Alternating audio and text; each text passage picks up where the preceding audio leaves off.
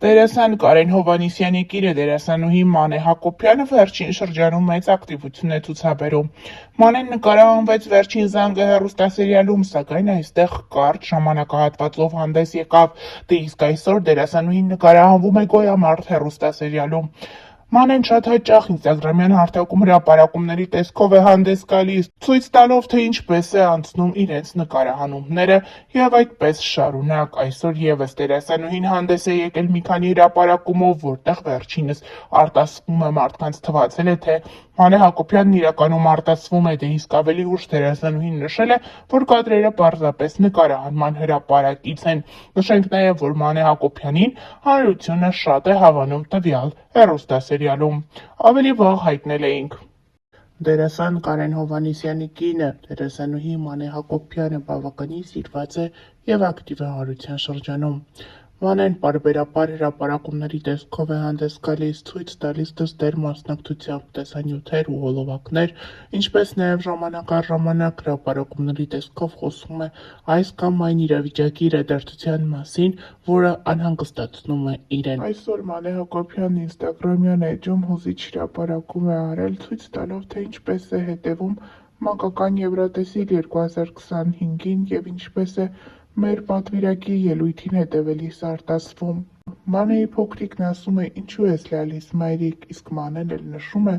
որ չի կարողանում բացատրել ինչքան է սիրում մանկական Եվրատեսիլը եւ առհասարակ մեր ներկայացուցչին։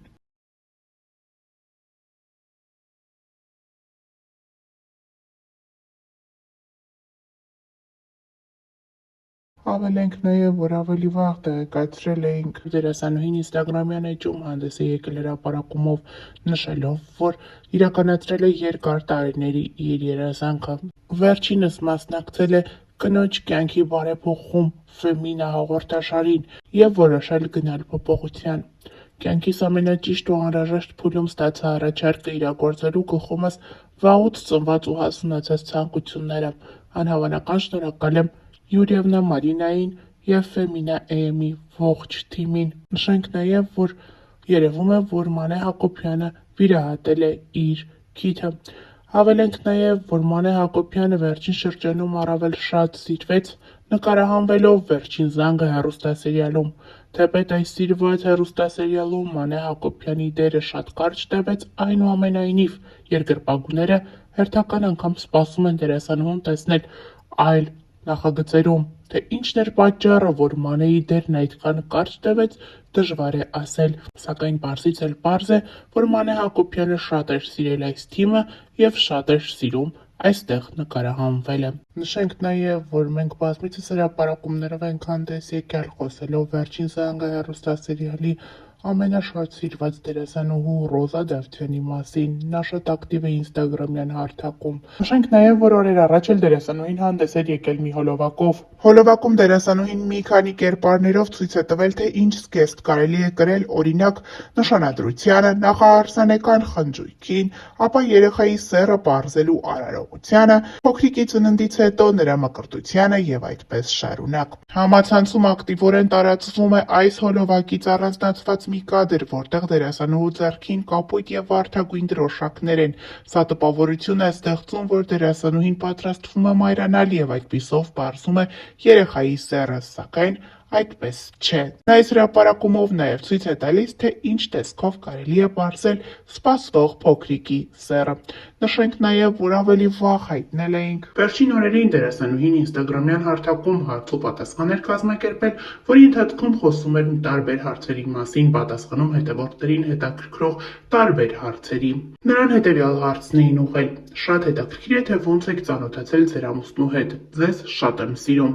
Ռոզա Դավթյանը խոստացել է մոտ ժամանակներս տեսանյութով հանդես գալ եւ հենց տեսանյութի միջոցով պատմել իր եւ Գուրգենի ծանոթության մասին։ Նշենք նաեւ, որ օրեր առաջ էլ Ռոզան եւ Գուրգենը մասնակցում էին հարսանիքի։ Մենք առանձնացրել էինք այս հարսանիքից մի քանի կադրեր, որտեղ երևում էր, թե որքան գեղեցիկ տեսքով է դերասանուհին մասնակցել իր ընկերուհիներից մեկի հարսանիքին։ Ընկերուհի, ում հետ տարիներ առաջ Ռոզան սկսել էր համագործակցել, իսկ համագործակցությունը վերածվել է ընկերության։ Դերասանուհին գեղեցիկ յուրօրինակ տեսքով էր ներկայացել, կրել էր սև զգեստ եւ մի լավ ուրախացել երեկոյի ընթացքում։ Ներկայացնում ենք մի քանի կադրեր։